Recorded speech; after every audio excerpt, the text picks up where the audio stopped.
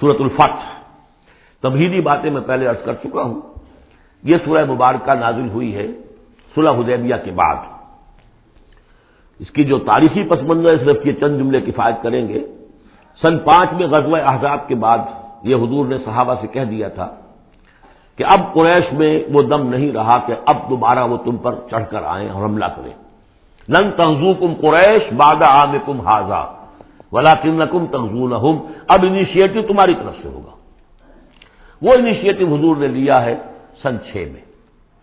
آپ نے عمرے کا احرام باندھا اور آپ کے ساتھ 1400 عام طور پر بیان ہوتا ہے لیکن بعض روایات میں 1800 صحابہ احرام باندھ کر چلے کہ ہم عمرہ کرنے جا رہے ہیں. یہ گویا کہ ایک ٹیسٹ تھا کہ اب قریش کرتے کیا ہے. آپ احرام کے لیے اپنی منزل بہ منزل کرتے ہوئے پہنچ گئے حدیبیہ تک, وہی جگہ جہاں پر کہ پھر صلح ہوئی. ادھر قریش کے لیے جو ہے ان کی جان پر بن گئی. پہلی بات تو یہ کہ ان کی روایات کے خلاف تھا کہ کوئی آئے عمرے کی نیت سے اور ان کو روک دے. یہ عرب کی روایت نہیں تھی. تو صحیح ہے کہ اب اگر آنے دیتے ہیں اور مسلمان دنگناتے ہوئے آئیں شہر کے اندر عمرہ کریں تو گویا کہ ان کی شکست ہو گئی. تو وہاں پر جو بھی ہوا تفصیلات کا تو موقع نہیں ہے. ایک طرف تو وہ تلے ہوئے تھے کہ جنگ کریں گے, اور جب حضرت عثمان کو حضور نے بھیجا ہے کچھ سلسلہ جنبانی کے لیے, وہاں ان کو روک لیا گیا. خبر مشہور ہو گئی کہ انہیں شہید کر دیا گیا. پھر حضور نے بیعت لی. وہ بیعت علی الموت کہلاتی ہے. بیعت علی لا نفر یا بیعت علی الموت, اور اس کا نام ہے بیعت رضوان. ایک درخت کے نیچے آپ تشریف فرما ہوئے اور سب نے آ کر آپ سے بیعت کی کہ اب یہاں جانے دے دیں گے اپنی, سب ہم یہاں پر مرنے کے لیے تیار ہیں, جانے قربان کر دیں گے, یہاں سے واپس نہیں جائیں گے. جب وہاں یہ خبریں پہنچی اور انہوں نے کچھ اور اندازہ کر لیا تھا کہ یہ تو بڑے سرفرے لوگ معلوم ہو رہے ہیں, ان میں سے کوئی جو ہے بھاگنے والا نظر نہیں آتا یہاں سے, تو پھر یہ ہے کہ وہ مجبور ہو گئے کہ اب کچھ صلح کریں. پھر صلح ہوئی, صلح حدیبیہ, لیکن وہ بڑی ان ایکول صلح تھی. اس میں مسلمانوں کے لیے ہیوملیشن تھی, اس لیے کہ یہ طے کر لیا گیا اس میں کہ اگر کوئی مسلمان مدینے سے واپس آئے مکے تو اسے مکے والے واپس نہیں کریں گے, لیکن اگر کوئی مکے سے مدینے جائے گا تو واپس کرنا ہوگا. اور وہاں پر ہو بھی گیا. ابو جندل صحابی تھے جن کو کہ اسی نے جو کہ وہاں سے صلح کے لیے گشت و شریک کرنے کے لیے آیا تھا, سہیل بن عمرو, اس کا ہی بیٹا عین اس وقت وہ پہنچ گیا, لیکن صلح کے وہ کاغذات لکھے جا چکے تھے. اس نے معاملہ بچایا. مسلمانوں مجھے پھر قصائیوں کے حوالے کر رہے. حضور نے فرمایا کہ ابو جندل تم صبر کرو, جو وعدہ ہم کر چکے ہیں اس کی پابندی کرنی ہے. بہرحال اس کو حضور نے, اگرچہ صحابہ تو اس درجے دلگیر تھے کہ ہم یہ دم کر صلح کیوں کر رہے ہیں. حضرت عمر رضی اللہ تعالیٰ عنہ سے تو بہرحال یہ بھی کہہ دیجئے کہ زیادہ قرب جو انہیں حاصل تھا حضور سے, اس کی بنا پر ان کی یہ ہمت ہو گئی کہ آپ نے وہ سوال جواب بھی کر لیا جس پر آپ پھر ساری عمر پچھتاتے رہے. کہ آپ نے پوچھا کہ کیا ہم حق پر نہیں ہیں؟ حضور نے فرمایا ہاں ہم حق پر ہیں. کیا آپ اللہ کے رسول نہیں ہیں؟ آپ نے مسکرا کر جواب دیا ہاں میں اللہ کا رسول ہوں. تو پھر ہم یہ کیوں دم کر صلح کر رہے ہیں؟ آپ نے فرمایا کہ میں وہی کر رہا ہوں جو اللہ نے مجھے حکم دیا. بس اتنی سی بات تھی جس پر ساری عمر پچھتائے. لیکن یہ بات حضرت علی نے بھی کر دی اس درجے میں کہ جب وہ صلح نامہ لکھا گیا, حضور ڈکٹیٹ کرا رہے تھے, حضرت علی کاتب سے لکھ رہے تھے, تو اب حضور نے فرمایا یہ صلح نامہ ہے, لکھو محمد رسول اللہ اور قریش کے مابین. وہ سہیل بن عمرو نے اعتراض کر دیا کہ نہیں, یہ اگر ہم اس میں لکھیں گے ظاہر بات ہے صلح نامے پر تو دونوں فریقوں کے دستخط ہوتے ہیں, تو میں دستخط کروں گا تو میں تو آپ کو اللہ کا رسول نہیں مانتا, ورنہ اس عبارت کی روح سے جب اس کے نیچے میرا بھی دستخط آئیں گے تو وہ میں نے مان لیا. تو حضور نے اس پر بھی مسکرا کر کہا کہ تم مانو نہ مانو میں اللہ کا رسول ہوں, لیکن اے علی مٹا دو یہ رسول اللہ کے لفظ, مٹا دو وہاں سے, لکھ دو یہ معاہدہ ہے محمد ابن عبداللہ اور قریش کے مابین. حضرت علی نے کہا کہ حضور یہ میں نہیں کر سکتا, میں اپنے ہاتھ سے آپ کے نام کے ساتھ لکھے ہوئے الفاظ. اب دیکھیے اگرچہ حکم تو یہ ہے کہ الامر فوق الادب, لیکن یہ کہ یہ جو بھی کچھ ہوا ہے تو یہ ہوا غیرت دینی, حمیت دینی کی وجہ سے. حضرت علی نے بھی کیا, حضرت عمر نے بھی کیا, دونوں کے طرز عمل میں کوئی فرق نہیں. لیکن بہرحال اس کے بعد جو ہے صلح ہوئی ہے, اور مسلمانوں کے دل اگرچہ اس پہ بہت ہی رنجیدہ تھے, اور یہ بات بھی بڑی عجیب تھی کہ وہیں احرام کھول دیے گئے, وہیں قربانی کے جانور جو ہیں. تو اب اس پر جو ہے یہ آیت سورت اتری ہے, اور پہلا لفظ یہ ہے انا فتحنا لک فتحا مبینا, مسلمانوں کی دلجوئی کے لیے کہ تم جسے سمجھ رہے ہو کہ دب کر صلح کی ہے, حقیقت حال کے اعتبار سے تو ہے محمد ہم نے آپ کو بڑی روشن فتح عطا فرمائی. آج ہم اسے انٹرپریٹ کر سکتے ہیں روشن فتح کس اعتبار سے کہ ٹریٹی کے معنی یہ ہے کہ مصالحت یا صلح ہوتی ہے دو فریقوں کے درمیان جو ایک دوسرے کو ریکگنائز کریں. اس کا مطلب یہ ہے کہ قریش نے ریکگنائز کر لیا کہ Muhammad is a power to reckon with, اور یہ بہت بڑی بات ہے۔ قریش نے تسلیم کیا، اور تسلیم کرنا جو ہے یہ اللہ تعالیٰ کی طرف سے فتح عظیم ہے۔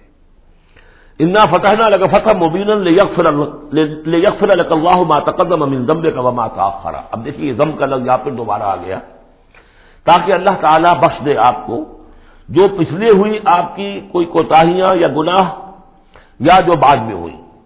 وَيُتِمَّ نِعْمَتَهُ، جو پیچھے رہے گناہ ان کو بھی بخش دے۔ وَيُتِمَّ نِعْمَتَهُ عَلَيْكَ، اور تاکہ اللہ تعالیٰ اپنی نعمت کا اتمام فرما دے آپ پر۔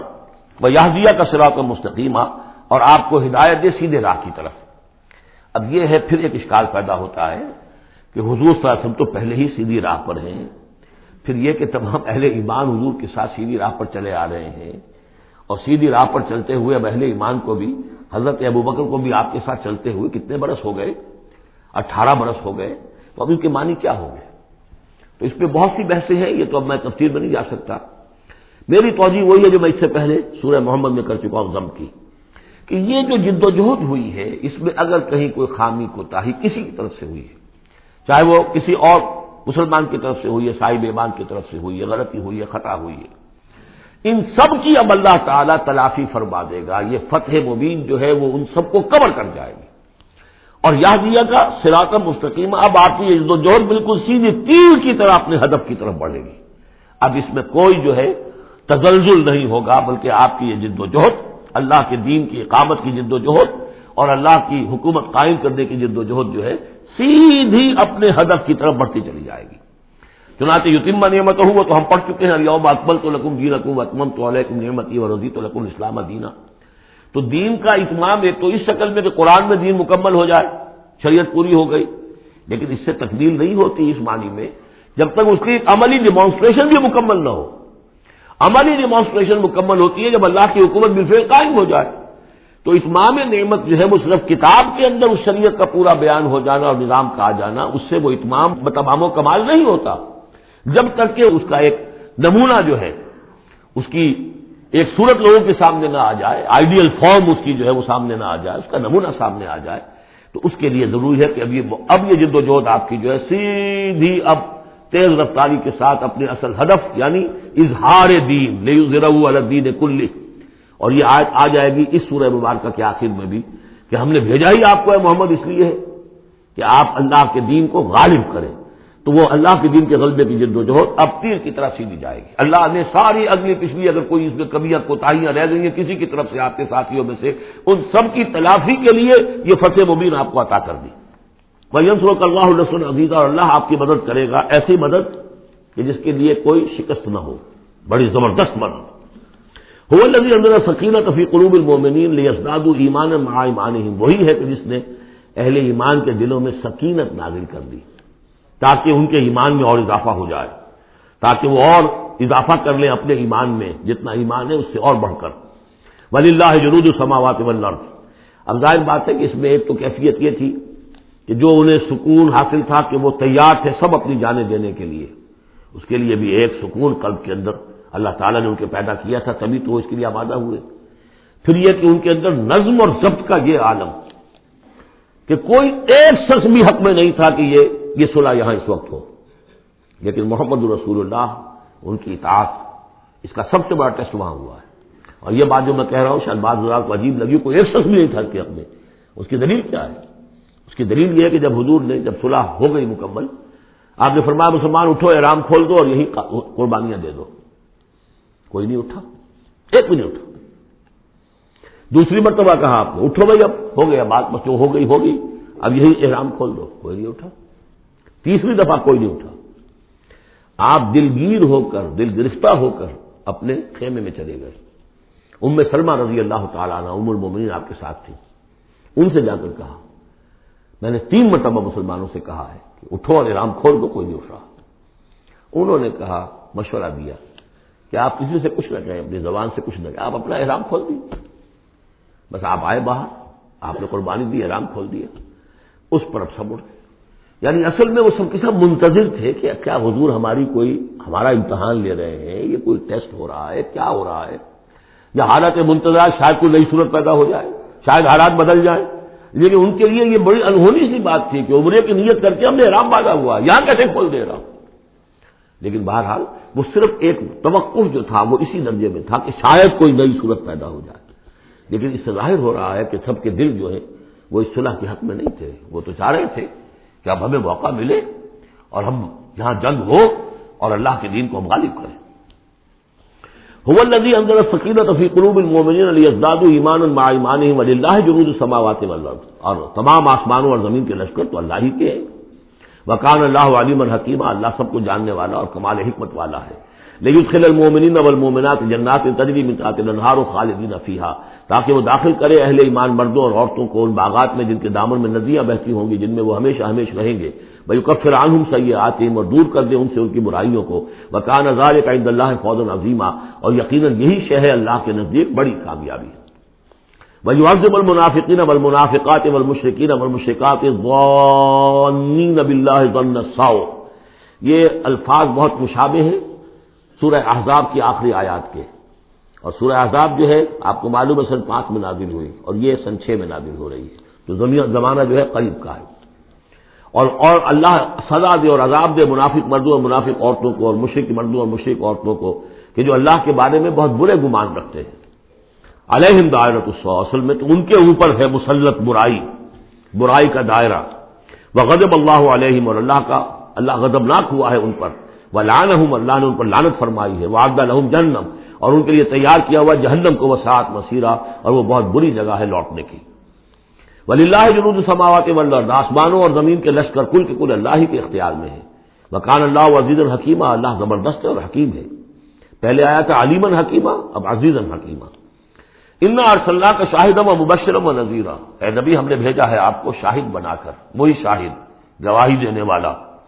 یہاں اپنے قول اور اپنے عمل سے اللہ کے دین کی گواہی دی۔ قیامت میں کھڑے ہو کر عدالت میں پروزیکیوشن وٹنس کی حیثیت سے کہیں گے اے اللہ تیرا دین جو مجھ تک آیا تھا میں نے پہنچا دیا تھا، اب یہ ان کے ذمے ہے۔ فکیف اذا جئنا من کل امۃ بشہید وجئنا بک علی ہؤلاء شہیدا، ہم نے آپ کو بھیجا ہے گواہ بنا کر اور بشارت دینے والا بنا کر اور خبردار کرنے والا بنا کر، لتؤمنوا باللہ ورسولہ، تاکہ اے مسلمانوں تم ایمان رکھو اللہ پر اور اس کے رسول پر، وتعزروہ وتوقروہ، اور اللہ کے رسول کی تو تم مدد بھی کرو اور ان کی تعظیم کرو، توقیر کرو، وتسبحوہ بکرۃ واصیلا، اور اللہ کی تم تسبیح کرو صبح شام۔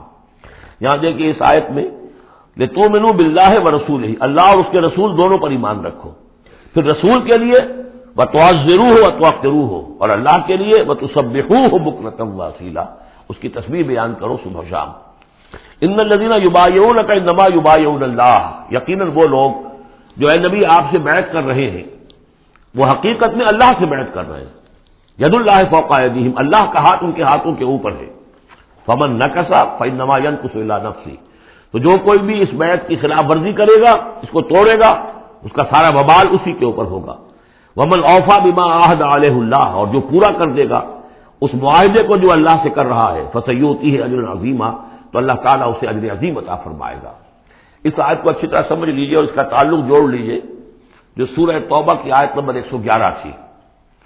ان اللہ اشتری من المؤمنین انفسهم واموالهم بان لهم الجنہ یقاتلون فی سبیل اللہ فیقتلون ویقتلون وعدا علیہ حقا فی التوراۃ والانجیل والقرآن ومن اوفی بعہدہ من اللہ فاستبشروا ببیعکم الذی بایعتم بہ، اللہ نے اہل ایمان سے ان کی جانیں اور مال خرید لی ہے جنت کے عوض۔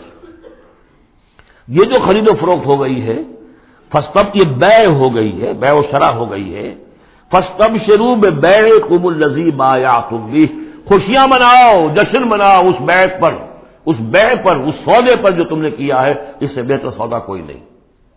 اچھا یہ بیع تو ہوئی بندے اور اللہ کے مابین۔ فرض کیجئے میں بیعت کر رہا ہوں، اے اللہ میں اپنی جان مال تیرے حوالے کرتا ہوں، لیکن اللہ کے اور میرے درمیان تو غیب کا پردہ ہے۔ یہ کیسے، کس کو دوں یہ جان اور مال؟ کس کے حکم پر دوں؟ کس کے کہنے پر دوں؟ کہاں مال خرچ کروں؟ ظاہر بات ہے کہ اس کے لیے کوئی انسان، اب وہ انسان اس وقت ہے محمد الرسول اللہ صلی اللہ علیہ وسلم، بیع اللہ سے، بیعت محمد سے۔ محمد اللہ کے رسول ہیں، وہ بتائیں گے کہ اس طرح مال خرچ کرو، اس طرح جان لگاؤ، یہ وقت آ گیا ہے جان لے کر میدان میں آ جاؤ، جان ہتھیلی پر رکھ کو میدان میں آ جاؤ۔ لہذا جو بیع اللہ سے ہوئی ہے، ان اللہ اشتری من المؤمنین انفسهم واموالهم بان لهم الجنہ، اس کے لیے بیعت محمد رسول اللہ سے ہو رہی ہے۔ اور یہ عرب میں رواج تھا کہ جب وہ کوئی سودا کرتے تھے پھر وہ مصافحہ کرتے تھے، ہاتھ ملاتے تھے، ہاتھ جب ملا لیا اب وہ جو سودا ہے پکا ہو گیا، اب پیچھے نہیں جا سکتے آپ۔ جب تک مصافحہ نہیں ہوتا اس وقت تک آدمی کوئی اس میں تبدیلی کر سکتا ہے، لیکن مصافحہ جو ہے وہ پختگی کے لیے۔ لہذا یہ بیعت اب محمد رسول اللہ سے ہو رہی ہے کہ ہم نے جو جان اور اپنی مال جو اللہ کے حوالے کی ہے اسے ہم خرچ کریں گے آپ کے کہنے کے مطابق، جو آپ حکم دیں گے، آپ کی مرضی ہے، آپ ہم سے جب چاہیں یہ جان اور مال حاصل ہے، جب چاہیں وصول فرما لیں۔ یہ بیعت ہے جو ہوئی ہے محمد رسول اللہ سے۔ اچھا، اس میں جو یہ فرمایا کیونکہ یہ تین فریق ہو گئے، اللہ، بیعت کرنے والا اور جس کے ہاتھ پر بیعت کی گئی، لہذا یہ ٹرائی پارٹائٹ ایگریمنٹ ہے، تین فریق ہیں اس کے۔ ایک وہ ہے حضور کا ہاتھ جس پر بیعت کرنے والے کا ہاتھ آ گیا، اللہ نے فرمایا تیسرا ہاتھ بھی ہے، وہ تمہیں نظر نہیں آ رہا، ید اللہ فوق ایدیہم، اللہ کا ہاتھ ان کے ہاتھوں کے اوپر ہے۔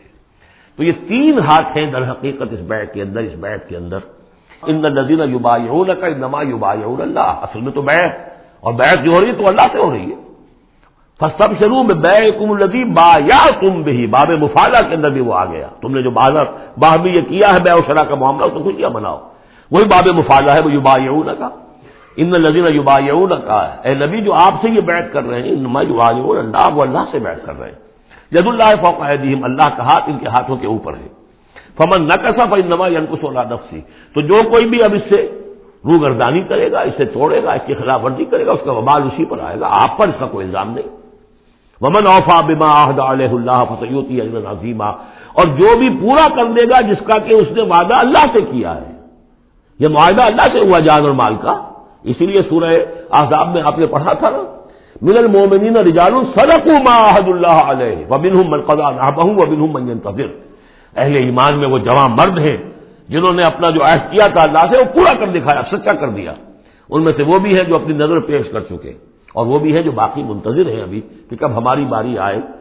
وبال دوش ہے سر جان ناتواں پہ مگر لگا رکھا ہے تیرے خنجر و ثنا کے لیے، اے اللہ ہم لیے پھر رہے اس سر کو کہ کب تیری راہ میں کٹے اور ہم فارغ ہو جائیں، سمک دوش ہو جائیں، ہمارے کندھے سمک ہو جائیں، ہلکے ہو جائیں، سمک دوش، کندھا ہلکا ہو جائے۔ یہ سر کا بوجھ ہم لگائے ہوئے ہیں اپنے سر پر کہ کب تیری طرف سے حکم آئے ہم نے اپنے سر کٹوائیں اور ہم فارغ ہوں۔ اب اسی کو سمجھ لیجیے کہ حضور کے بعد یہ بیعت کس سے ہوگی؟ جو بھی کوئی داعی اللہ اب کھڑا ہو اللہ کے نام کے، نبی تو نہیں ہوگا، ہوگا امتی، اطاعت اس کی ہوگی، اللہ اور اس کے رسول کی اطاعت کے نیچے نیچے اس کے دائرے کے اندر، مستقل بذات اطاعت اس کی نہیں ہوگی۔ لیکن یہ کہ بہرحال اب بھی ضرورت ہوگی کہ کوئی جماعت ہو، کوئی جمعیت ہو، کوئی طاقت ہو، ایک فرد سے جو ہے اکیلا چنا بھاڑ نہیں پھوڑ سکتا۔ دین کو غالب کرنے کی جد و جہد، عقیم الدین جو ہم پڑھائے ہیں، یہ پورا سلسلہ جو ہے مکی صورتوں کا جو ان مدنی صورتوں کے ساتھ منسلک ہے، توحید عملی، اقامت دین، اور جو اس صورت کے اندر آ جائے گا لیظہرہ علی الدین کلہ، اس کے لیے جماعت چاہیے، جمعیت چاہیے۔ تو اب بھی کوئی اللہ کا بندہ ہوگا، آپ اسے ٹھوک بجا کر دیکھ لیں، اطمینان دیکھیں، سوچ دیکھیں، اس کی رائے کیا ہے، وہ کیا سمجھتا ہے، اگر وہ دین سے بھی واقف ہے، اگر وہ یہ کہ زمانے کے حالات سے بھی واقف ہے، اس کی شخصیت کو دیکھیے، اس کے ماحول کو دیکھیے، اگر آپ کا دل گواہی دے کہ یہ کوئی بہروپیہ نہیں ہے، یہ واقعتاً سنسیئر آدمی ہے، خلوص کے ساتھ اس کے ہاتھ میں ہاتھ دے کر بیٹھ کے ساتھ چلیے۔ یہی طریقہ مسنون اور منصوص ہے، یہی ایک طریقہ ہے جس کا قرآن مجید میں، یعنی نصوص کسے کہتے ہیں؟ نصوص قرآنی، نصوص حدیث، حدیث میں بھی ذکر ہے تو بیعت کا ہے۔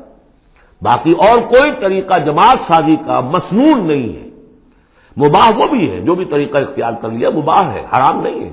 ممبرشپ ہے، ممبرشپ سے پھر امیر کا منتخب کرنا ہے، 2 سال 4 سال کے بعد پھر انتخاب، ٹھیک ہے، کوئی شے حرام نہیں ہے جب تک کہ اس کی حرمت کے لیے کوئی دلیل نہ ہو۔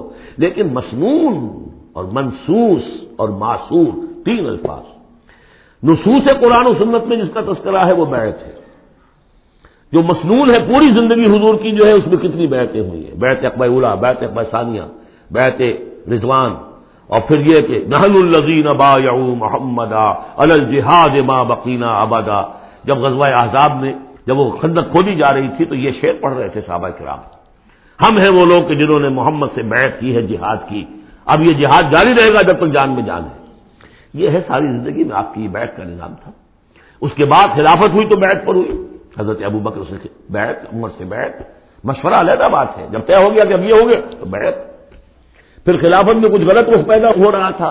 حضرت حسین رضی اللہ تعالیٰ عنہ اور حضرت عبداللہ ابن زبیر رضی اللہ تعالیٰ عنہما یہ کھڑے ہوئے تو جنہوں نے جمعیت بنائی بیعت کی بنیاد پر بنائی. یہ دوسری بات ہے کہ جو کوفی تھے انہوں نے جو بیعت کی تھی حضرت حسین سے وہ توڑ دی انہوں نے. فمن نکث فإنما ينكث على نفسه. اس کے بعد ہمارے ہاں اگر کوئی سلسلہ بنا ہے ارشاد کا، تزکیہ نفس کا، صوفیاء کا، وہ بھی بیعت. بادشاہ ہوتے تھے تو بیعت. پچھلی صدی میں جتنے جہاد ہوئے، ہمارے ہاں سب سے بڑا جہاد ہوا پچھلی صدی کا، 19ویں صدی عیسوی کا. سید احمد بریلوی رحمۃ اللہ علیہ اور شاہ اسماعیل شہید رحمۃ اللہ علیہ، ان لوگوں کا جو بیعت کی بنیاد پر جماعت تھی، کوئی اور بنیاد جماعت سازی کی نہیں. مہدی سوڈانی نے جہاد کیا انگریزوں کے خلاف بیعت کی بنیاد پر. سنوسی نے جہاد کیا اطالویوں کے خلاف بیعت کی بنیاد پر. تو یہ بیعت کا لفظ جو یہاں آیا ہے اس کو اچھی طرح سمجھ لیجیے. یہ جان لیجئے کہ یہ جو دوسرا رکوع ہے اس سورہ مبارکہ کا، اور اس کے بعد تیسرا رکوع اور چوتھا رکوع جو ہے، ان میں بھی تقدیم و تاخیر ہے.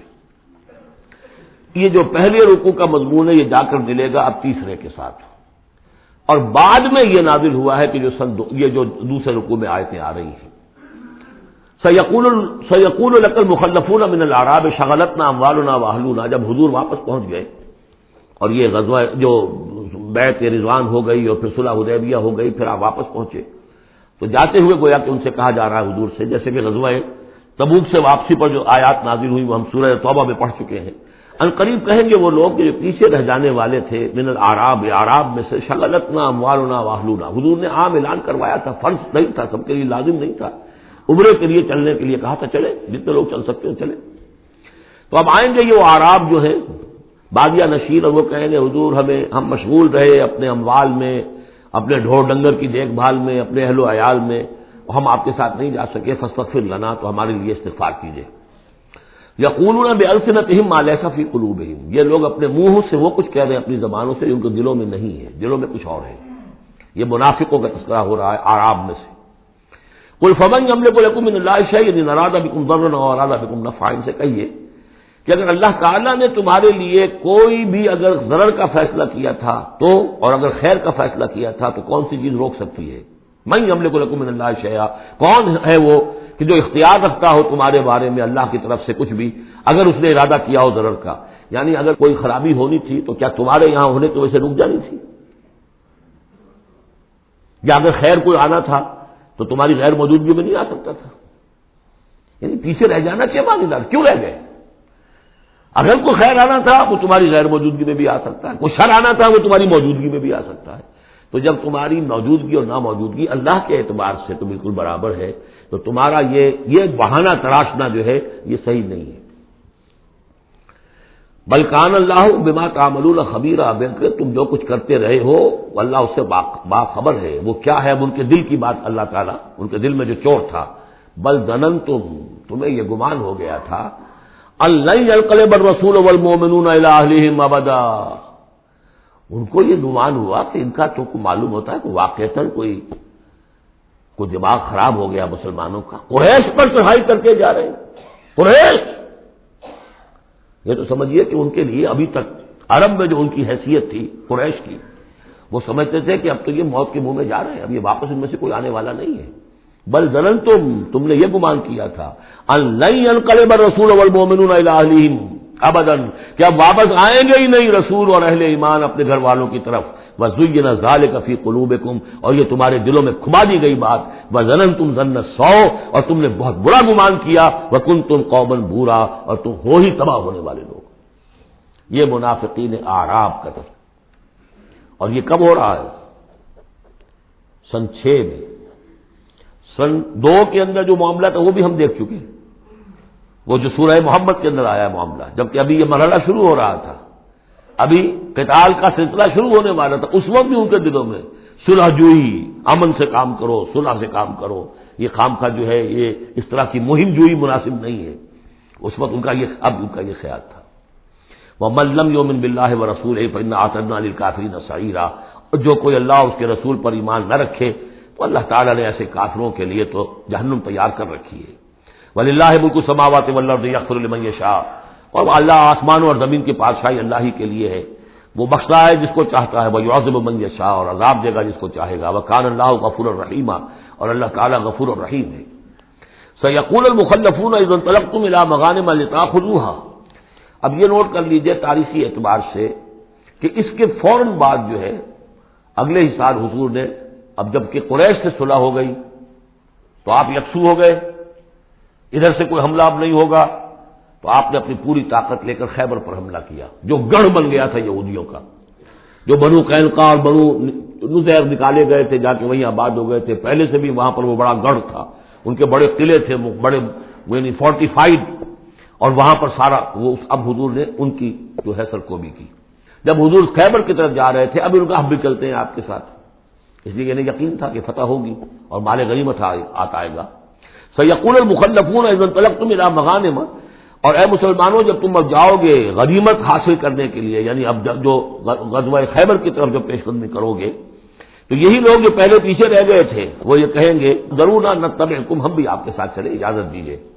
یریدون ان یبدلوا کلام اللہ، یہ اللہ کے کلام کو بدل دینا چاہتے ہیں۔ وہ اللہ کا کلام اگلے رکوع میں آ رہا ہے کہ ان کے بارے میں طے کر دیا گیا تھا کہ جو لوگ اس صلح حدیبیہ کے موقع پر نہیں گئے ہیں ساتھ حضور کے، اب ان کو کسی بھی دوسری نیکسٹ جنگ کے اندر شمولیت کی اجازت نہیں ہوگی۔ وہ آگے آ رہا ہے، اس لیے اس کے سمجھنے میں تھوڑی سی دقت ہوتی ہے، لیکن سمجھ لیجئے کہ وہ آگے ہے، اسی لیے تقدیم و تاخیر کی میں نے بات آپ سے کی تھی۔ یریدون ان یبدلوا کلام اللہ، یہ چاہتے ہیں کہ اللہ کے کلام کو تبدیل کر دیں، اللہ کے حکم کو بدل دیں۔ قل لن تتبعونا، کہہ دیجئے کہ نہیں اب تم ہمارے ساتھ نہیں جاؤ گے، کذالکم قال اللہ من قبل، یہ بات اللہ تعالیٰ پہلے ہی کہہ چکا ہے پہلے، اور اس صورت میں آ رہا ہے ذرا بعد میں۔ فسیقولون بل تحسدوننا، وہ کہیں گے یہ تو آپ لوگ حسد کر رہے ہیں ہم سے، آپ ہمیں ساتھ نہیں لے جانا چاہتے، جبکہ ہمیں اندازہ ہے کہ وہاں پہ غنیمتیں ملیں گی۔ بل کانوا لا یفقہون الا قلیلا، حقیقت یہ ہے کہ یہ فہم ہی نہیں رکھتے، تفقہ ہی نہیں رکھتے مگر بہت ہی تھوڑی۔ قل للمخلفین من الاعراب، یہ جو لوگ رہ گئے تھے پیچھے، یہ بدو لوگ، ان سے کہہ دیجئے ستدعون الی قوم اولی باس شدید، ان قریب پھر تمہیں بلایا جائے گا ایک ایسی قوم کی طرف، ایسے قوم کے مقابلے کی طرف جو بڑی طاقت والی ہوگی، تو قاتلونہم او یسلمون، یا تم ان سے قتال کرو گے یا وہ مسلمان ہوں گے اور یا وہ اطاعت قبول کریں گے۔ اس سے ہے اشارہ در حقیقت جو نیا سلسلہ جنگوں کا شروع ہونے والا تھا، اور وہ تھا سلطنت روما کے خلاف غزوہ موتا۔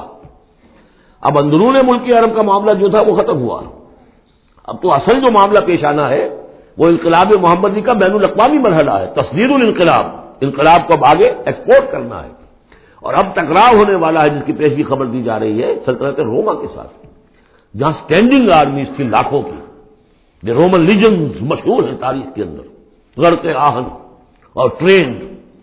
تو تمہیں بلایا جائے گا اس وقت، پھر تمہیں ایک موقع دے دیا جائے گا، ستدعون الی قوم اولی باس شدید تقاتلونہم او یسلمون، اور یہ اصل میں تین چیزیں آ گئی وہی کہ اب جو بھی اس عرب سے باہر جو معاملہ ہوا ہے، یا تو وہ اسلام لے آئے یا وہ اطاعت قبول کر لیں، یہ دونوں یسلمون میں شکلیں ہو جائیں گی، اطاعت قبول کر لیں یا اسلام لے آئیں، یا پھر جنگ ہوگی۔ فَإِن تُطِيعُوا يُؤْتِكُمُ اللَّهُ أَجْرًا حَسَنًا، اگر اس وقت تم اطاعت کرو گے اللہ کے رسول کی، ان کے ساتھ جاؤ گے تو اللہ تعالیٰ جو ہے تمہیں اجر حسنہ دے گا۔ وَإِن تَتَوَلَّوْا كَمَا تَوَلَّيْتُم مِّن قَبْلُ، اور اگر تمہیں اسی طرح پیٹ دکھا دی جیسے کہ پہلے پیٹ دکھائی تھی، يُعَذِّبْكُمْ عَذَابًا أَلِيمًا، تو اللہ تعالیٰ عذاب علیم دے گا تمہیں۔ لَيْسَ عَلَى الْأَعْمَىٰ حَرَجٌ، ہاں اگر کوئی اندھا ہے تو اس پر کوئی الزام نہیں ہے، کوئی تنگی نہیں ہے، وہ اگر نہیں گیا کوئی بات نہیں۔ وَلَا عَلَى الْأَعْرَجِ حَرَجٌ، نہ کوئی لنگڑا ہے تو اس کے لیے بھی نہیں ہے۔ وَلَا عَلَى الْمَرِيضِ حَرَجٌ، اسی طریقے سے کوئی بیمار ہے تو اس پر بھی کوئی اس کی بات پرس نہیں ہے۔ وَمَن يُطِعِ اللَّهَ وَرَسُولَهُ يُدْخِلْهُ جَنَّاتٍ تَجْرِی مِن تحتہا الْأَنْہَارُ، اور جو اللہ تعالیٰ اور اس کے رسول کی اطاعت کرے گا اللہ تعالیٰ اس کو داخل کرے گا ان باغات میں جن کے دامن میں ندیاں بہتی ہوں گی۔ وَمَن يَتَوَلَّ، اور جو کوئی پلٹ جائے پیٹھ موڑ لے، يُعَذِّبْهُ عَذَابًا أَلِيمًا، اللہ تعالیٰ اسے عذاب علیم دردناک عذاب دے گا۔ اب اس کے بعد یہ پہلے رکوع والا مضمون جو بیعت کا مضمون چل رہا تھا وہی بیعت کا مضمون اب آگے یہاں چل رہا ہے، یہ بیچ والا جو ہے دوسرے رکوع کا مضمون یہ اس کے بعد کا تھا، پہلے آ گیا۔ وہاں جو فرمایا تھا کہ ان الذین یبایعونک انما یبایعون اللہ، اب آگے چلیے، لقد رضی اللہ عن المؤمنین اذ یبایعونک تحت الشجرہ، اللہ راضی ہو گیا ان اہل ایمان سے جو آپ سے بیعت کر رہے تھے درخت کے نیچے۔ فعلم ما فی قلوبہم، تو اللہ تعالیٰ کے علم میں ہے جو کچھ ان کے دلوں میں تھا، اور اس وقت ذوق شہادت اور جوش جہاد تھا، ابھی وہ صلح کی بات تو ہوئی نہیں، وہ تو بیعت کر کے بولنے کے بعد ہوئی ہے۔ فانزل سکینت علیہم، اللہ نے ان پر سکینت، سکون، اطمینان نازل کر دیا۔ واصابہم فتح قریبا، اور انہیں فتح جو دی بہت قریب، وہ فتح قریب وہی ہے، انا فتحنا لک فتحا مبینا، اس صلح کو کہا گیا کہ فوری طور پر انہیں فتح مل گئی۔ ومغانم کثیرۃ یاخذونھا، اور بہت سی غنیمتیں ہیں جو وہ اور جو لیں گے، حاصل کریں گے۔ وکان اللہ عزیزا حکیما، اور اللہ تعالیٰ زبردست ہے، حکمت والا۔ وعدکم اللہ مغانم کثیرۃ تاخذونھا، اے مسلمانوں اللہ کا تم سے وعدہ ہے، بہت سی غنیمتیں تمہیں ملیں گی۔ فعجل لکم ہذہ، تو یہ تو تمہیں نقد دے دی ہے، فوری طور پر دے دی ہے یہ فتح جو تمہیں مل گئی ہے۔ وکف ایدی الناس عنکم، اور اللہ تعالیٰ نے روک لیا لوگوں کے ہاتھوں کو تم سے، لتکون آیۃ للمؤمنین، تاکہ یہ اہل ایمان کے لیے ایک نشانی بن جائے۔ وَيَهْدِيَكُمْ صِرَاطًا مُسْتَقِيمًا، اور اللہ تعالیٰ تمہاری رہنمائی فرمائے سیدھے راستے کی طرف، یعنی اب تمہاری جد و جہد جو ہے وہ تیر کی طرف سیدھی کامیابی کے آخری مراحل تک پہنچ جائے۔ وعدکم اللہ مغانم کثیرۃ تاخذونھا، اللہ تعالیٰ نے اے مسلمانوں تم سے وعدہ کیا ہے بہت سی غنیمتوں کا جو تمہیں حاصل ہوں گی۔ فعجل لکم ہذہ، تو یہ تو اللہ نے فوری طور پر تمہیں عطا کر دی ہے، یعنی یہ فتح مبین۔ وکف ایدی الناس عنکم، اور لوگوں کے ہاتھ تمہاری جانب سے روک لیے، یعنی جنگ اگر ہوتی ظاہر بات ہے کہ قریش بھی پھر اگر اس میں اپنی قوت کا مظاہرہ کرتے تو کچھ نہ کچھ نقصان تو مسلمانوں کا بھی ہوتا۔ کف ایدی الناس عنکم، ان کے ہاتھ باندھ لیے اور روک لیے اللہ نے تم سے۔ وَلِتَكُونَ آیَةً لِّلْمُؤْمِنِينَ، اور تاکہ اہل ایمان کے لیے ایک نشانی بن جائے۔ وَيَهْدِيَكُمْ صِرَاطًا مُسْتَقِيمًا، اور اللہ تعالیٰ اب تمہیں سیدھی راہ پر گامزن کر دے، یعنی تمہاری جد و جہد کو، اجتماعی جو جد و جہد ہے تمہاری، اسے براہ راست تیر کی طرح سیدھا اب اس کے آخری ہدف اور منزل مقصود تک پہنچا دے۔ وَأُخْرَىٰ لَمْ تَقْدِرُوا عَلَيْهَا، اور کچھ اور بھی فتحیں ہیں جن کا ابھی تک تمہیں جس پر قدرت حاصل نہیں ہوئی ہے۔ قد احاط اللہ بہا، اللہ تعالیٰ ان کا بھی احاطہ کیے ہوئے ہیں، یعنی یہ کہ اس کے فوراً بعد تمہیں فتح ملے گی جو کہ خیبر کی ہوگی، کیونکہ یہ اس جو رکوع ہم نے دوسرا پڑھائے ہیں، تیسرا اس سے پہلے نازل ہوا ہے، اور یہ کہ پھر فتح مکہ ہونے والی ہے۔ اللہ تعالیٰ نے یہ تمام فتوحات جو اللہ کے تو علم میں ہے، اللہ نے ان کا احاطہ کیا ہوا ہے۔ وَقَالَ اللَّهُ عَلَىٰ كُلِّ شَيْءٍ قَدِيرٌ، اللہ ہر چیز پر قادر ہے۔ وَلَوْ قَاتَلَكُمُ الَّذِينَ كَفَرُوا لَوَلَّوُا الْأَدْبَارَ، اور اگر یہ کافر یعنی قریش مکہ تم سے جنگ کرتے تو لازماً پیٹ دکھا دیتے، پیٹ پھیر جاتے۔ ثم لا یجدون ولیا ولا نصیرا، اور پھر نہ پاتے اپنے لیے کوئی حمایتی، کوئی مددگار۔ سنت اللہ التی قد خلت من قبل، یہ اللہ کی وہ سنت ہے، اس کا دستور ہے، اس کا قانون ہے کہ جو پہلے سے چلا آ رہا ہے، یعنی یہ کہ اللہ تعالیٰ اپنے رسولوں کی مدد کرتا ہے۔ تو اب رسول کے ساتھ اگر وہ جنگ پر آمادہ ہو گئے ہوتے تو یقیناً ان کو پیٹھ دکھانی پڑتی اور شکست ان کا مقدر بنتی۔ سنت اللہ التی قد خلت من قبل ولن تجد سنت اللہ تبدیلا، اور نہیں پاؤ گے تم اللہ کی سنت اور اللہ کے دستور میں کوئی تبدیلی۔ وَهُوَ الَّذِي كَفَّ أَيْدِيَهُمْ عَنْكُمْ وَأَيْدِيَكُمْ عَنْهُمْ بِبَطْنِ مَكَّةَ، وہی ہے جس نے روک لیے ان کے ہاتھ تمہاری طرف بڑھنے سے اور تمہارے ہاتھ ان کی طرف بڑھنے سے۔ بِبَطْنِ مکہ، بیچ شہر مکے کے، یعنی مکے کی وادی میں اور مکے کے شہر میں اگر یہ جنگ ہوتی اور یہ خون ریزی ہوتی، من بعد ان اسفرکم علیہم، اور یہ اللہ نے روک دیا اس کے بعد کہ اللہ نے تمہیں ان پر فتح دے دی تھی، یعنی کہ واقعتاً دل میں قریش شکست کھا چکے تھے، وہ سمجھ گئے تھے کہ ہمارے لیے مقابلہ ممکن نہیں ہے، ورنہ وہ صلح کبھی نہ کرتے۔ ان کے لیے تو یہ چیز گویا کہ بڑی موت سے بھی بڑھ کر جو تھی، بھاری تھی، کہ مسلمان جو ہے ان کے ساتھ ہم صلح کریں، انہیں تسلیم کر لیں، اور پھر یہ بھی طے کریں کہ اگلے سال آپ آئیے اور ہم 3 دن کے لیے یہ پورا مکہ خالی کر دیں گے، آپ یہاں جس طرح چاہے عمرہ کریں۔ یہ شرط بھی اس میں شامل تھی اگلے سال، لیکن اس سال آپ کو جانا پڑے گا، ہماری ناک جو ہے اتنی نہ کٹے کہ اسی سال آپ عمرہ کر لیں، لیکن یہ ہے کہ بہرحال آئندہ آپ آئیں گے۔ تو اس کے بعد کہ اللہ نے تمہیں ان پر فتح دے دی تھی۔ وَكَانَ اللَّهُ بِمَا تَعْمَلُونَ بَصِيرًا، اور جو کچھ تم کر رہے ہو اللہ اسے دیکھ رہا ہے۔ هُمُ الَّذِينَ كَفَرُوا وَصَدُّوكُمْ عَنِ الْمَسْجِدِ الْحَرَامِ، وہی لوگ ہیں، یعنی ان کے جرائم کا تذکرہ ہو رہا ہے جنہوں نے کفر کیا تو اور تمہیں روکے رکھا مسجد حرام تک جانے سے۔ وَالْهَدْيَ مَعْكُوفًا أَن يَبْلُغَ مَحِلَّهُ، اور ہدی کے جو جانور لے کے گئے تھے مسلمان احرام کے ساتھ ساتھ، وہ ہدی کے جانور تھے کہ کعبے کے لیے نیاز کے یہ جانور ہیں، وہ رکے ہوئے تھے کہ وہ اپنی اصل جگہ پر یبلغ محلہ، کہ اس کا اصل مقام تو یہ تھا کہ کعبے جائیں، وہاں پر ان کا چڑھاوا چڑھایا جائے، ان کو قربانی دی جائے، لیکن یہ کہ وہ رکے ہوئے تھے۔ کہ وہاں تک نہیں پہنچ سکتے تھے، لیکن یہ اللہ نے کیوں ہاتھ روک لیے، ان کے ہاتھ تم سے، تمہارے ہاتھ ان سے کیوں روک لیے، جنگ کیوں نہیں ہونے دی، اس کی حکمت اب آ رہی ہے۔ وَلَوْلَا رِجَالٌ مُؤْمِنُونَ وَنِسَاءٌ مُؤْمِنَاتٌ، اگر نہ ہوتے مرد مومن اور عورتیں مومنات، لم تعلموہم، جنہیں تم نہیں جانتے تھے، ان تطؤوہم، اندیشہ تھا کہ تم انہیں بھی پیس ڈالتے۔ یعنی جب جنگ ہوتی ہے، بھٹی گرم ہو جاتی ہے، اس وقت تو تحقیق و تفتیش مشکل ہوتی ہے۔ اب وہ مسلمان کے جو ہجرت نہیں کر سکے، ان میں ضعفاء بھی تھے، ان میں مریض بھی تھے، ان میں عورتیں بھی تھیں جن کے لیے ممکن ہی نہیں تھا، جیسا کہ ہم سورہ نساء میں پڑھ چکے ہیں کہ جن کے لیے بالکل ممکن ہی نہیں تھا، اللہ تعالیٰ نے ان کو معاف کر دیا تھا، ہجرت نہیں کر رہے تب بھی اللہ ان سے مواخذہ نہیں کرے گا۔ تو اب وہ لوگ بھی موجود تھے مکے کے اندر، اب اگر یہ چکی چلتی تو پھر تو یہ پیس ڈالتی ان کو بھی۔ وَلَوْلَا رِجَالٌ مُؤْمِنُونَ وَنِسَاءٌ مُؤْمِنَاتٌ لَمْ تَعْلَمُوهُمْ أَن تَطْئُوهُمْ، تم جانتے ہی نہیں تھے، ہو سکتا ہے کہ تم انہیں بھی کچل دیتے، فَتُصِيبَكُم مِّنْهُم مَّعَرَّةٌ، اور ان کے معاملے میں پھر تم پر ایک الزام آ جاتا بغیر علم، اس کے بغیر کہ تمہیں کوئی علم ہو، تمہاری بے خبری میں تم پر الزام آتا کہ ان اہل ایمان نے آ کر اپنے اہل ایمان ساتھیوں کو بھی قتل کر دیا۔ لِيُدْخِلَ اللَّهُ فِي رَحْمَتِهِ، اللہ نے اسی لیے روک دیا اس جنگ کو اس وقت اور تمہیں فتح دے دی صلح کی شکل میں، تاکہ اللہ تعالیٰ داخل کرے اللہ تعالیٰ اپنی رحمت میں جس کو چاہے۔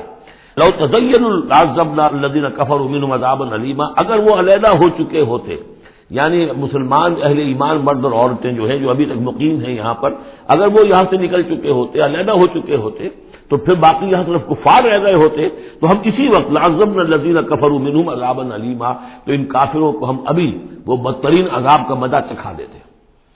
اس جعل الذین کفروا فی قلوبہم الحمیۃ حمیۃ الجاہلیہ، جب کافروں نے اپنے دلوں کے اندر ایک حمیت جو ہے، ایک بڑی غیرت اور حمیت کا معاملہ، لیکن وہ حمیت جاہلی تھی کہ ہم لوگ، اور کیسے ممکن ہے کہ ہم انہیں یہاں پر عمرہ کرنے دیں، یہ لوگ کہ جو بے دین ہو گئے، ان کے اعتبار سے تو بے دین تھے، جو ہم اپنے آبا و اجداد کے دین کو چھوڑ گئے، تو وہ جو نسل پرستی اور قوم پرستی ان میں تھی، اور آبا پرستی تھی، اور اپنی روایت پرستی تھی، اس کے بنا پر حمیت جاہلیت ان کے دلوں کے اندر اتنی کوٹ کوٹ کر بھری ہوئی تھی۔ اس جعل الذین کفروا فی قلوبہم الحمیۃ حمیۃ الجاہلیہ، انہوں نے حمیت جاہلی کو اپنے دلوں کے اندر راسخ کر لیا تھا۔ فانزل اللہ سکینتہ علی رسولہ وعلی المؤمنین، تو اللہ تعالیٰ نے اپنی طرف سے سکون نازل فرما دیا اپنے رسول پر صلی اللہ علیہ وسلم اور اہل ایمان پر، وَأَلْزَمَهُمْ كَلِمَةَ التَّقْوَىٰ، اور اللہ تعالیٰ نے ان پر لازم کر دیا تقویٰ کی بات کو، یعنی اللہ تعالیٰ نے تقویٰ کو ان پر لازم کر دیا، وَكَانُوا أَحَقَّ بِهَا، یقیناً وہ تقویٰ کے زیادہ حقدار بھی ہیں، وَأَهْلَهَا، اور واقعتاً تقویٰ کے اہل ہیں، ان کے اندر تقویٰ موجود ہے، وَكَانَ اللَّهُ بِكُلِّ شَيْءٍ عَلِيمًا، اور یقیناً اللہ تعالیٰ ہر چیز کا علم رکھتا ہے۔ لَقَدْ صَدَقَ اللَّهُ رَسُولَهُ الرُّؤْيَا بِالْحَقِّ، اب ایک شبہ کا ازالہ ہو رہا ہے کہ کچھ لوگوں کو یہ خیال پیدا ہوا ہوگا کہ رسول کا تو خواب بھی سچا ہوتا ہے اور وہی کے درجے میں ہے۔ حضور نے ہمیں فرمایا تھا کہ میں نے خواب دیکھا کہ ہم عمرہ کر رہے ہیں تو چلو، اور یہاں ہم عمرہ نہیں کر سکے تو رسول کا خواب جھوٹا ہو گیا۔ یہ اگر شک کسی کے دل میں پیدا ہوا تو اس کو ظاہر کر رہے ہیں کہ رسول کا خواب جھوٹا نہیں ہوا، یعنی یہ کہ اس میں جب حضور سے پوچھا بھی گیا آپ نے تو فرمایا تھا کہ ہم عمرہ کریں گے، تو آپ نے فرمایا تھا یہ میں نے کب کہا تھا کہ اسی سال ضرور کریں گے، عمرہ کریں گے، چنانچہ اگلے سال وہ عمرہ ہوا۔ سن 7 میں اسے عمرہ قضا کہتے ہیں، جو صلح حدیبیہ میں طے ہو گیا تھا کہ اگلے سال آپ آئیے عمرہ کیجیے، یہ عمرہ چونکہ رہ گیا تھا درمیان میں ہی بند ہو گیا، تو عمرہ قضا، اس عمرے کی قضا اگلے سال جو ہے سن 7 میں آپ نے دی، اور 3 دن تک قریش نے مکے کو خالی کر دیا، پہاڑوں پر چڑھ گئے، اور مسلمان 3 دن تک مکے کے اندر مقیم رہے، انہوں نے اپنے اطمینان سے عمرہ ادا کیا۔ تو فرمایا لقد صدق اللہ رسولہ الرؤیا بالحق، اللہ نے بالکل سچا دکھایا خواب اپنے رسول کو، اس میں قطعاً کسی جھوٹ کا شائبہ نہیں۔ لتدخلن المسجد الحرام ان شاء اللہ آمنین محلقین رؤوسکم ومقصرین لا تخافون، تم اے مسلمانوں لازماً داخل ہوگے مسجد حرام میں انشاءاللہ پورے امن کے ساتھ، آمنین بے کھٹکے، محلقین رؤوسکم ومقصرین، اپنے سروں کو حلق بھی کراؤ گے اور قصر بھی کراؤ گے، سر منڈوا دینا احرام کھولتے ہوئے یہ گویا کہ حلق ہے، اور چھوٹے بال کر دینا یہ قصر ہے۔ تو محلقین رؤوسکم ومقصرین لا تخافون، اور تمہیں کوئی اندیشہ نہیں ہوگا، یعنی جو ہو گیا اگلے سال کہ بالکل مکہ خالی، کوئی اندیشہ نہیں، کوئی مٹ بھیڑ نہیں، کسی طرف سے کوئی تانا نہیں، کوئی بری بات بھی سننے میں نہیں آئی، اور وہ سب لوگ جو ہیں وہ رہے اپنے پہاڑوں کے اوپر۔ فعلم ما لم تعلموا، تو اللہ جانتا ہے جو تم نہیں جانتے. فجعل من دون ذلك فتحا قریبا، تو اس کے بعد اللہ تعالی نے ایک بڑی فتح رکھی ہے قریب، یعنی یہ کہ اس کے فوراً بعد اس سے ورے، اس لیے کہ اس عمرہ قضا سے پہلے فتح خیبر ہوئی ہے، اور بہت جو مغانم کا تذکرہ ہو رہا ہے اس میں جو غنیمت آئی ہے بہت نمایاں، وہ غزوہ خیبر کی ہے. ایک تو یہ کہ یہودیوں کا گڑھ تھا، بہت مالدار تھے، پھر یہاں سے جو گئے تھے 2 قبیلے نکل کر گئے تھے، وہ بھی اکثر ان میں سے وہیں آباد ہو گئے تھے، تو وہ ان کی بڑی جمعیت تھی وہاں پر، اور یہودی ویسے مالدار ہوتے ہیں، تو وہاں پہ جو غنیمت ملی ہے مسلمانوں کو، اس کے طرف اشارہ ہو رہا ہے. اللہ تعالیٰ نے اس سے پہلے کہ تم عمرہ قضا ادا کرو، اور جب تم داخل ہوگے مسجد حرام، اس سے پہلے جو ہے اللہ تعالیٰ تمہیں فتح دے گا، نصیب کرے گا. اب وہ آیت آ گئی، هو الذی ارسل رسولہ بالہدی ودین الحق لیظہرہ علی الدین کلہ، یعنی یہ جو سلسلہ اب جا رہا ہے، صراط مستقیم، سیدھا راستہ، کس منزل کی طرف جا رہا ہے؟ دنیا میں مسلمانوں تمہاری جد و جہد کی منزل کیا ہے؟ اللہ کے دین کا غلبہ، اس لیے کہ ہم نے اپنے رسول کو بھیجا ہی اس کام کے لیے. یہ سورہ توبہ میں آیت ہم پڑھ چکے ہیں، فرق صرف یہ ہے کہ وہاں پر تھا هو الذی ارسل رسولہ بالہدی ودین الحق لیظہرہ علی الدین کلہ ولو کرہ المشرکون. یہاں آخری حصہ ہے وکفی باللہ شہیدا. لیکن سورہ توبہ والی آیت جوں کی تم پھر سورہ صف میں آ جائے گی، وہ بھی اب زیادہ دور نہیں رہی ہے، وہ بھی ہم جلدی پڑھیں گے. تو اللہ نے تو بھیجا ہے اپنے رسول کو صلی اللہ علیہ وسلم الہدا دے کر، یعنی قرآن حکیم جو ہدایت کاملہ ہے، نو انسان را پیام آخری حامل او رحمت للعالمین. هو الذی ارسل رسولہ بالہدی ودین الحق، اور دین حق دے کر بھیجا ہے. یہ دین کی بات کیجیے، اب دیکھیے الدین، ان اقیم الدین، اللہ کے دین کو قائم کرو. ام لہم شرکاء شرعوا لہم من الدین ما لم یأذن بہ اللہ، کیا ان کے شریکوں نے بھی کوئی دین دیا ہے انہیں؟ اللہ نے انہیں دین حق دیا ہے، اور دین حق اس لیے دیا ہے کہ اسے غالب کرے کل کے پورے نظام زندگی کے اوپر، پورے نظام زندگی پر. وہی ہے جس نے بھیجا ہے اپنے رسول کو صلی اللہ علیہ وسلم بالہدا، ہدایت دے کر، قرآن دے کر، ودین الحق، اور سچا دین، حق دین، عادلانہ نظام زندگی دے کر، لیظہرہ علی الدین کلہ، تاکہ وہ غالب کرے اسے کل کے کل نظام زندگی پر. وکفی باللہ شہیدا، اور کافی ہے اللہ مدد کے لیے. عام طور پر ترجمہ یہاں پر گواہ کا کیا گیا ہے، آپ نے دیکھا ہوگا، لیکن یہاں اس لفظ شہید کا مطلب جو مدد کے ہے. اس کے لیے یہ کہ نوٹ کیجئے جو سورہ بقرہ کے 3 رکوع میں آیا تھا، فَإِن كُنتُمْ فِي رَيْبٍ مِّمَّا نَزَّلْنَا عَلَىٰ عَبْدِنَا فَأْتُوا بِسُورَةٍ مِّن مِّثْلِهِ وَادْعُوا شُهَدَاءَكُم مِّن دُونِ اللَّهِ إِن كُنتُمْ صَادِقِينَ. بلا لو اپنے مددگاروں کو اللہ کے سوا اگر تم سچے ہو. تو چونکہ اصل میں شہیدہ کے معنی تو ہے حاضر ہونا، شہیدہ یشہد، کسی کی موجودگی اور حاضری. جو موجود ہوتا ہے وقوع پر وہی صحیح گواہی دینے کا اہل ہے، اس لیے اس کے معنی گواہی کے پیدا ہو گئے. اور جو موجود ہو وہی آپ کی مدد بھی کر سکتا ہے، اس لیے اس کے معنی مددگار کے بھی ہیں. آپ کا کوئی دوست ہے، بڑا آپ کا بہی خواہ ہے، لیکن جب آپ پر کچھ ستم ہو رہا تھا، ظلم ہو رہا تھا، زیادتی ہو رہی تھی، وہ موجود ہی نہیں تھا بیچارہ، وہ کیا کرے گا؟ آپ کی مدد نہیں کر سکتا. تو مددگار بھی معنی ہے لفظ شہید کے. وَكَفَىٰ بِاللَّهِ شَهِيدًا، اللہ کافی ہے مددگار کی حیثیت سے. محمد الرسول اللہ والذین معہ، یہ وہ جماعت ہے جو اس بیعت کی بنیاد پر وجود میں آئی ہے. نوٹ کر لیجیے اس بات کو، یہ بیعت کے تذکرے کے ساتھ اب یہ آیت آ رہی ہے. محمد الرسول اللہ صلی اللہ علیہ وسلم ایک بیعت تو وہ لیتے تھے کہ جو کوئی ایمان لاتا تھا ایمان کی بیعت، لیکن جو آپ نے اہل مکہ سے کبھی نہیں لی، بلکہ وہاں تو جس نے بھی کہہ دیا اشہد ان لا الہ الا اللہ واشہد ان محمد رسول اللہ، کوئی فارمل ڈیکلیریشن، کوئی اور اس کے لیے کوئی سمبولک کوئی اقدام نہیں تھا، الا یہ کہ کوئی باہر سے آتا تھا تو بیعت ہوتی تھی. اس کے بعد آپ نے بیعت مکے میں 2 لی ہے، بیعت عقبہ اولیٰ، بیعت عقبہ ثانیہ. اور بیعت عقبہ ثانیہ کی بیعت وہ ہے کہ جس سے اب وہ ایک جماعتی شکل بنی ہے، اس لیے کہ اس کے الفاظ کیا ہیں، متفق علیہ روایت ہے، یہ بخاری اور مسلم دونوں میں. راوی اس کے حضرت عبادہ بن صامت سے رضی اللہ تعالی عنہ. وہ بیعت کیا تھی؟ بایعنا رسول اللہ صلی اللہ علیہ وسلم علی السمع والطاعۃ فی العسر والیسر والمنشط والمکرہ وعلی عصرۃ علینا وعلی لا ننازع الامر اہلہ وعلی ان نقول بالحق اینما کنا لا نخاف فی اللہ لومۃ لائم. ہم نے بیعت کی تھی اللہ کے رسول سے کہ آپ کا ہر حکم سنیں گے اور مانیں گے، اطاعت کریں گے. فی العسر والیسر، خواہ مشکل ہو اور خواہ آسانی ہو، والمنشط والمکرہ، خواہ ہماری طبیعت آمادہ ہو، خواہ ہمیں اپنی طبیعتوں پر جبر کرنا پڑے.